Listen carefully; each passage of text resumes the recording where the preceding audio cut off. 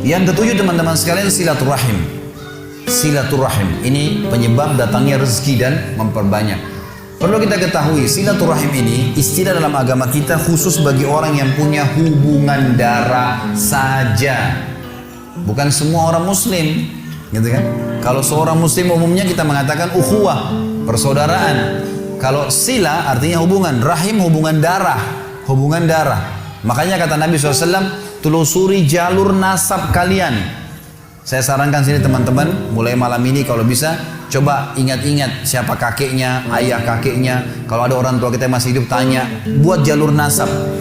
Karena Nabi SAW mengatakan, telusuri jalur nasab kalian. Kakek kita siapa, ayahnya siapa, berapa bersaudara, nikah sama siapa, saudara-saudaranya, punya anak siapa. Jangan sampai kita ketemu sepupu kita di jalan nggak tahu gitu. Ada rahim dengan kita, gitu kan. Kata Nabi SAW, telusuri jalur nasab kalian karena akan memudahkan kalian silaturahim. Silaturahim. Jadi ini harus yang punya hubungan kerabat ya, hubungan darah.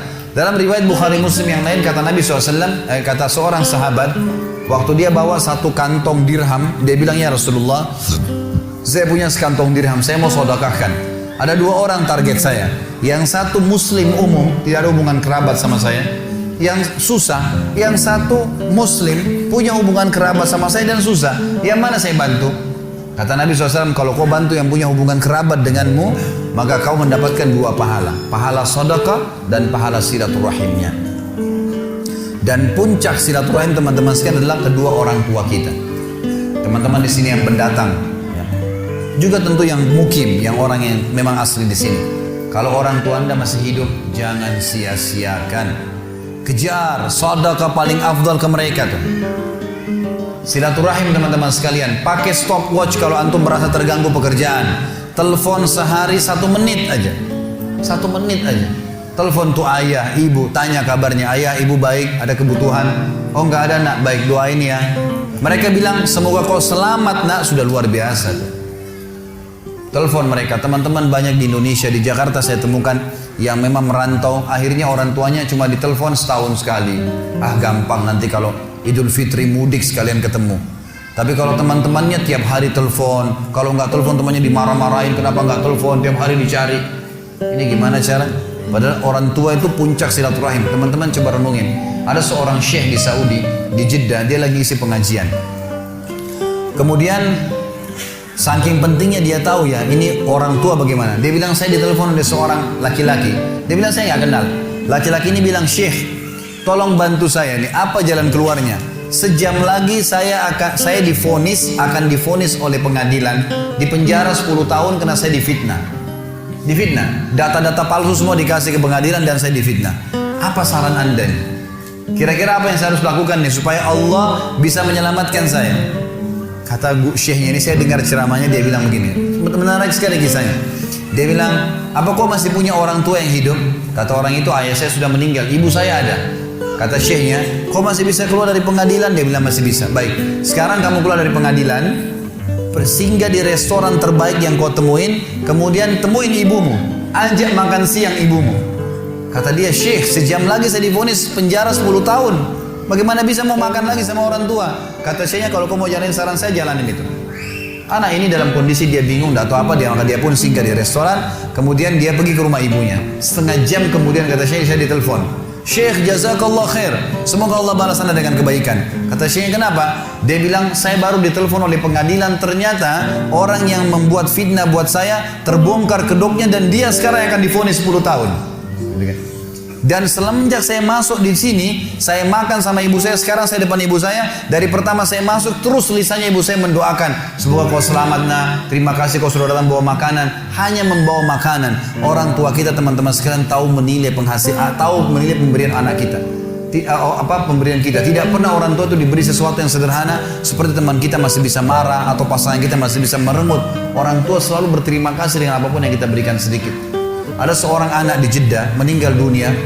Seorang syekh lagi sholat, suaranya Masya Allah bagus sekali kalau dia jadi imam. Saya banyak cerita tentang Saudi karena saya pernah kuliah di sana teman-teman. Jadi bukan karena Saudinya. Kalau Anda punya cerita di Indonesia mungkin bisa terjadi di mana-mana tentunya. Saya cerita tentang ini karena saya tahu gitu. Di Jeddah ini ada satu orang syekh, suaranya bagus. Kalau sholat Jumat penuh masjid. Kalau dia jadi imam, Masya Allah suaranya gitu. Dia juga kalau khutbah, hampir semuanya orang nangis kalau bicara masalah akhirat, khusyuk. Jadi dia ikhlas sekali gitu. Dia cerita dalam salah satu khutbahnya, saya dengarkan ceramahnya. Dan ini tradisi saya suka dengar ceramah-ceramah. Walaupun saya sudah sering isi ceramah gitu kan. Kita tidak boleh batasi dengan ilmu. Selalu kita merasa haus dengan ilmu itu. Maka saya dengar ceramah, dia mengatakan pada saat saya salah satu Jumat, saya lagi jadi imam. Di rakaat kedua, pas sujud pertama ada suara gemuruh tengah-tengah masjid.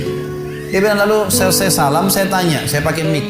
Kenapa itu, ada apa? Dia bilang, Syekh, ada orang jatuh. Tadi waktu sholat sujud rakaat kedua sujud pertama jatuh. Kata Syekhnya, berikan dia ruang biar dia bernafas dan tolong antar. Beberapa ikhwah tolong antar ke rumah sakit terdekat. Waktu diantar, kata dokternya, orang ini sudah mati setengah jam yang lalu. Maksudnya pada saat dia lagi sujud di hari Jumat, gitu kan? Ini luar biasa.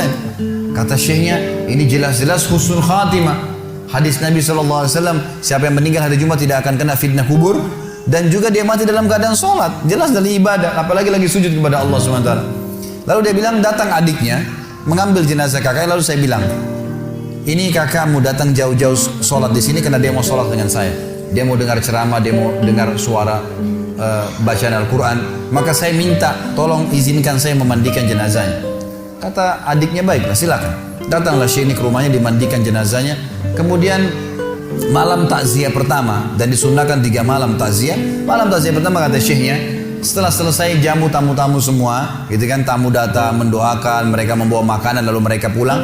Lalu kata Syekhnya, saya tanya adiknya, kakakmu ini sebenarnya apa sih perbuatan amal dia yang paling menurut kamu Allah ridhahi sampai Allah tutup dengan husnul khatimah begini? Dia bilang, Syekh, kami punya orang tua, ayah kami sudah meninggal, ibu kami masih ada hidup, dan kami 6 orang bersaudara semuanya bakti dengan ibu kami. Tapi kakak saya ini punya kelebihan plus. Setiap kami datang ke rumah ibu kami, pasti dia yang paling pertama ada.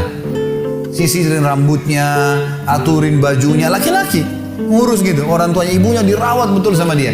Dia bilang sampai kalau sisirnya patah dia yang gantiin, sampo, sabun semua dia yang siapin, semuanya diperhatikan. Maka kata Syekhnya, pantas Allah tutup dengan husnul khatimah. Pantas Allah tutup dengan itu. Dan teman-teman, apa yang melarang Anda mengirimkan misalnya dari Bali di sini atau dari Denpasar ini ada rezeki, kirimkan ke Jawa, keluarga kita tahu di sana ada sampo, tahu di sana ada sabun, tahu. Kenapa kalau kita paketin dari sini khusus buat mereka? Maka luar biasa, mungkin kita korbanin 500.000, 300.000, teman-teman sekarang sudah cukup orang tua kita mendoakan kita seumur hidupnya. Bagaimana kalau setiap bulan kita rutinkan, gitu kan? Harusnya kita lakukan seperti itu. Ini puncak silaturahim. Setelah itu datang kerabat-kerabat yang lainnya. Kata Nabi SAW, siapa yang ingin diberkahi umurnya, di sini sering diterjemahkan dalam buku Indonesia, siapa yang ingin dipanjangkan umurnya, gitu kan? Sebenarnya tidak ada kata-kata panjang umur ya, karena umur sudah ditentukan, 60 ya 60. Tapi di sini maksudnya diberkahi. Jadi kalau dia punya 60 tahun, dia sering silaturahim, dengan ada orang lain punya umur 60 tahun tidak silaturahim, kita temukan yang sering silaturahim ini akan berkah hidupnya. Sudah banyak bangun masjid, sudah banyak kegiatan-kegiatan sosial, Allah berkahi umurnya. Siapa yang ingin diberkahi umurnya dan diluaskan rezekinya, maka dia sebaiknya melanjutkan silaturahim.